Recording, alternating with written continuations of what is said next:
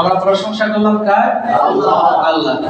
একমাত্র প্রশংসার দাবিদার মহান আল্লাহ তাআলা। দ্বিতীয় আর কেউ প্রশংসা করতে কেউ পারে না এই দুনিয়ায়। একমাত্র প্রশংসার দাবিদার আল্লাহ। তো আমরা যে অবস্থানে যেখানেই থাকি, কষ্টে থাকলেও প্রশংসা হবে কার? সুখে থাকলে, দুঃখে থাকলে আল্লাহ। ঘুমাতে গেলে, খাবার খেতে গেলে, সর্ব অবস্থায় আল্লাহ তাআলার কথা স্মরণ করা। ঘুষ খেতে গেলে আল্লাহ, ঘুষ খেতে গেলে আল্লাহ, ঘুষ খেতে গেলে ঘুষ খাওয়া যাবে না। ঘুষ দেয়া এবং নেয়া সমান অপরাধ। তো এখন দেখবেন ভালো কাজ করতে গেলে সেখানে আল্লাহর কথা স্মরণ করবে, কিন্তু খারাপ কাজ যারা করে তারা কি আল্লাহর নাম নেয় না? অবশ্যই নেয়। তা দেখবেন আমি একটা উদাহরণ দেই, যারা আপনার চুরি করে, দেখবেন এরা যখন চুরি করতে যায় তখন যে এরা যেভাবে আল্লাহর নাম নেয়, তো সারা জিন্দেগি তো মনে হয় ওইভাবে আল্লাহর নাম নেয় না। যখন চিন্তা করে যে আমি এই কাজটা যদি সমাধান করে যেতে পারি, আল্লাহ আমার ফয়সালা করে দিবা, তারাও কিন্তু আল্লাহর নাম নেয় না, কিন্তু ওটা বলা যাবে না। আল্লাহর নাম নিয়ে কিন্তু আল্লাহর কাছে চাই কি আল্লাহ আমি যেন ধরা না পড়ি। আল্লাহ তো আসতেছে যে আমার বান্দা তুই একটা খারাপ কাজ করো, সেখানে আমার নাম নিয়ে তুই আমার বলো যে ধরা না পড়ি। আল্লাহ সব জানেন না, সব দেখেন না। এজন্য আল্লাহর হাবিব বলেছেন, যারা সুখেও আল্লাহর প্রশংসা করবে, দুঃখেও আল্লাহর প্রশংসা করবে, এমন লোকদেরকে বেছে বেছে মহান রব্বুল আলামিন আপনাকে আমাকে যদি সুখের সময় আল্লাহকে ডাকি, দুঃখের সময় আল্লাহকে ডাকি, সুখের সময় আল্লাহকে ভুলে না যাই, দুঃখের সময় আল্লাহকে ভুলে না যাই, সব সময় যারা আল্লাহকে সব অবস্থায় স্মরণ করবে, এমন বান্দাদেরকে আল্লাহ তাআলা হাশরে ময়দানে ডেকে ডেকে বেছে বেছে জান্নাতের প্রথম কাতারে দাঁড় করাই দেবে। বলেন সুবহানাল্লাহ। সুবহানাল্লাহ বলতে কষ্ট হয়? আর যারা বলেন সুবহানাল্লাহ। সুবহানাল্লাহ বললে লাভ কি?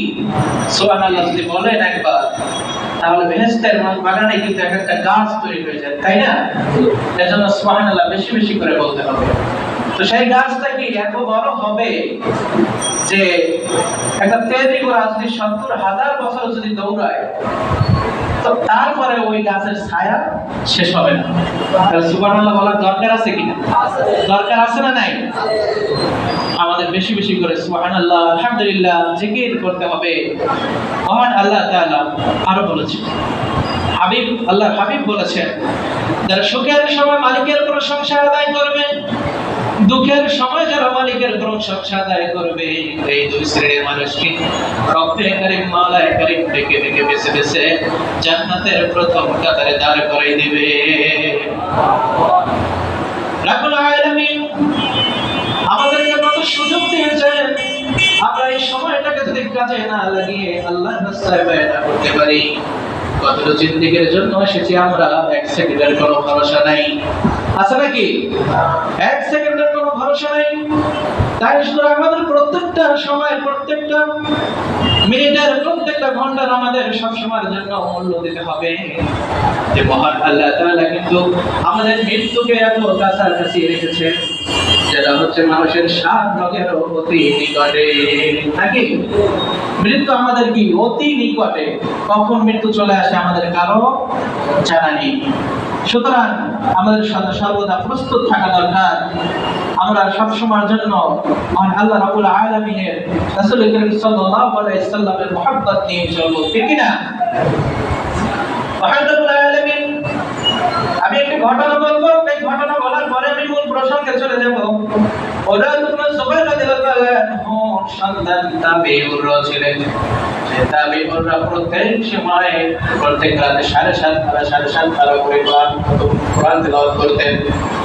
এভাবে করে করে 4 দিনে সে কোরআন তেলাওয়াত করতেন, সব কোরআন তেলাওয়াত করতেন। মহান রব্বুল আলামিন তাকে তাহাজ্জুদের নামাজও পড়তেন এবং কোরআন শরীফও তেলাওয়াত করতেন। এজন্য তাবি সেটা কত কষ্ট করে তাহাজ্জুদ নামাজ পড়ছে, তারপরে কোরআন তেলাওয়াত করছে। প্রত্যেকটা সময় কি 7.5 পারা 7.5 পারা করে তেলাওয়াত করতো। তাহলে আপনার 4 দিনে কি কোরআন শরীফ খতম হয়ে যায় না? তো দেখেন এভাবে ছিল তাবিঈগুলো। ওমর ইবনে জুবাইর রাদিয়াল্লাহু আনহু তিনি মদিনা থেকে যখন দামেস্কে সফর করলেন, দামেস্কে সফর করার অবস্থায় তার পায়ে কিছু পোকা ধরেছিল, পা ফুলে গিয়েছিল। তখন তিনি ওখানে যাওয়ার পরে ডাক্তার দেখালেন, ডাক্তারের কাছে বললেন, ডাক্তার আমার পায়ে কি হয়েছে তুমি দেখো। ডাক্তার সাহেব বললেন, আপনার পায়ের ভিতরে পোকা ধরেছে, আর কিছুদিন থাকলে আপনার এই পোকাগুলো সমস্ত শরীরে ছড়িয়ে পড়বে। তো কি করতে হবে? দেখেন কিন্তু ইবাদত করতে করতে কিন্তু আল্লাহর মহব্বত হাসিল করে গেছেন, তার ওই পা যে পছন্দ করতেছে তাও কোনো খেয়াল নেই। তো এক পর্যায়ে ডাক্তার সাহেব তাকে বললেন আপনার পা কেটে ফেলতে হবে। তখন বললেন আমার পা কাটতে হবে, তো এখন কি করব? তখন বললেন তখন কিন্তু প্রযুক্তি নেই, তাকে যে পা ওয়াশ করবে ওই প্রযুক্তি তখন ছিল না। তখন বললেন আপনাকে খানিকটা মদ খাওয়াতে হবে। তখন রাজুলুন সুবহানাল্লাহ বললেন লা আসুমুল হারাম আবাদা, আমার জীবন থাকতে আমি কখনো হারাম ভক্ষণ করব না, আমার জীবন থাকতে আমি কখনো হারাম স্পর্শ করব না। তুমি আমি যখন নামাজে দাঁড়াবো, আমি যখন কোরআন তেলাওয়াত করব, তখন তুমি আমার পা কাটা শুরু করে দিও। সুবহানাল্লাহ। কতটা ঈমান শক্ত, কতটা মজবুত থাকলে এই কথা বলতে পারে যে আমি যখন নামাজে দাঁড়াবো, আল্লাহর কোরআন তেলাওয়াত করব, তখন আপনি আমার পা কাটা শুরু করে দিবেন। এটা কি অল্প ঈমান বলতে পারে? সাহস করবে না, অল্প ঈমান থাকলে হবে না, এটা মজবুত থাকতে হবে, পাকা থাকতে হবে, পাকা ভক্ত। তাহলে এই তার মধ্যে কি এই কথা আসবে। এরপরে উরাদুন সুবহানাল্লাহ নামাজের জন্য দাঁড়িয়ে গেলেন, তেলাওয়াত শুরু করলেন আউযু বিল্লাহি মিনাশ শাইতানির রাজীম বিসমিল্লাহির রাহমানির রাহিম ইয়া আইয়ুহাল্লাযীনা আমানু ইসতাঈনু বিস-সাবরি ওয়াস-সালাহ ইন্নাল্লাহা মা'আস-সাবিরিন। কোরআন তেলাওয়াত চলতেছে নামাজের ভিতরে, ওদিকে তার পা কাটা শুরু হয়ে গেছে। যখন পা কাটা শেষ হলো, যখন তার পা কেটে ফেলছে, ঠিক ওই মুহূর্তে তিনি অজ্ঞান হয়ে মাটিতে পড়ে গেলেন। অজ্ঞান হয় কি মাটিতে পড়ে গেলেন।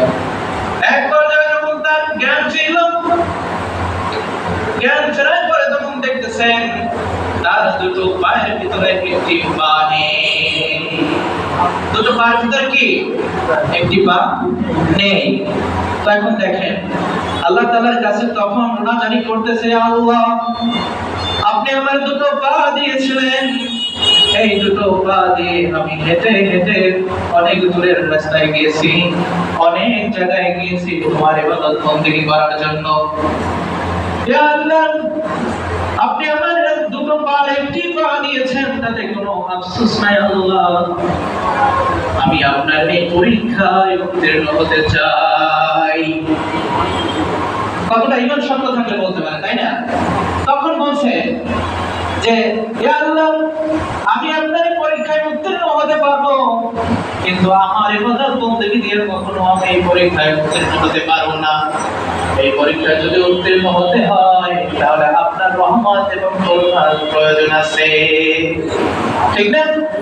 আল্লাহর রহমত এবং করুণা দয়া যদি না হয়, আমার ইবাদত বন্দেগী দিয়ে আমি কখনো কোনোদিন আল্লাহর নৈকট্য হাসিল করতে পারবো না। পারবো কিনা? আল্লাহ তাআলা আমাদের যদি আমাদের উপর রহম না করেন, দয়া না থাকে, তাহলে আমাদের ইবাদত বন্দেগী দিয়া কখনোই আমরা পারবো না। এরপরে তার ছিল 7 সন্তান। সেই 7 সন্তানের মধ্যে এক সন্তান এই পৃথিবী থেকে বিদায় নিয়েছেন। আমি এই ঘটনার পরেই মূল প্রসঙ্গে চলে যাব। কি ঘটনাটা বলি। খবর আসুন আপনার 7 সন্তানের মধ্যে এক সন্তান পৃথিবীতে নেই, আমার আল্লাহ তাআলা তাকে নিয়ে গেছেন। তখন তিনি ওই সময় শুনে আল্লাহর দরবারে আহ্বান জারি করলেন, আল্লাহ আপনি আমার পরীক্ষা নিচ্ছেন জানি, আমি আপনার এই পরীক্ষায় উত্তীর্ণ হতে চাই গো আল্লাহ, আল্লাহ আমার ঈমান মজবুত করে দেন। তখন কিন্তু উনি সাথে সাথে বিচলিত হলেন না, ভেঙে পড়লেন না। আল্লাহ তাআলার দরবারে দুহাত বাড়িয়ে দিয়ে বললেন, ইন্না লিল্লাহি ওয়া ইন্না ইলাইহি রাজিউন। সুবহানাল্লাহ। কতটা ঈমান শক্ত থাকলে এই রকমের সিদ্ধান্ত নিতে পারে, তাই না? এখন আমাদের উচিত হবে যে আমরা যে অবস্থানে থাকি, মুমিনদেরকে আল্লাহ পরীক্ষা করবেন। মুমিনদেরকে কি করবেন? পরীক্ষা করবেন। মুমিনের সেই পরীক্ষায় কিন্তু উত্তীর্ণ হতে হবে, তাই না? আমরা এই দুনিয়াতে পৃথিবীতে আসছে একটা পরীক্ষার কেন্দ্র, একটা পরীক্ষার জায়গা মাত্র, সেকেন্ডের জন্য আসছে। কখন চলে যেতে হবে কারো জানা নেই, তাই না? এজন্য আমাদের এই পরীক্ষার এই কেন্দ্রতে আমাদের পাস করতে হবে। পাস কিভাবে করব? মানুষের হক নষ্ট করে তো পাস করা যাবে না। মানুষের হক নষ্ট করে পাস করা যাবে? জুলুম যারা করে, যারা জুলুম করে মানুষের উপরে, যারা জুলুম জালেম, তাদের ব্যাপারে আল্লাহ বলেছেন, এই জুলুমের ব্যাপারে আল্লাহ তাআলা বলেছেন, এই জুলুম যারা করে, যারা মানুষের উপর অত্যাচার জুলুম করে, তাদেরকে এই দুনিয়াতেই এই জুলুমের শাস্তি ভোগ করে যেতে হবে। যে শিক্ষক ছাত্রের উপরে জুলুম করে, এই জুলুমের শাস্তি এই দুনিয়াতে ভোগ করে যেতে হবে। যে মুনিব তার কর্মচারীদের সাথে দুর্নীতি করে, জুলুম করে, তার শাস্তি এই দুনিয়াতেই ভোগ করে যেতে হবে, তাই না? এজন্য আমরা কারোর প্রতি কি জুলুম করব না। আমরা কি কারোর প্রতি কি জুলুম করব না। আমরা সব সময় যারা কর্মচারী কর্মকর্তা আছে তাদের সাথে আমরা সব সময় সুন্দর আচরণ করব। মহান রব্বুল আলামিন জানিয়ে দিয়েছেন, তারপরে পুশ করে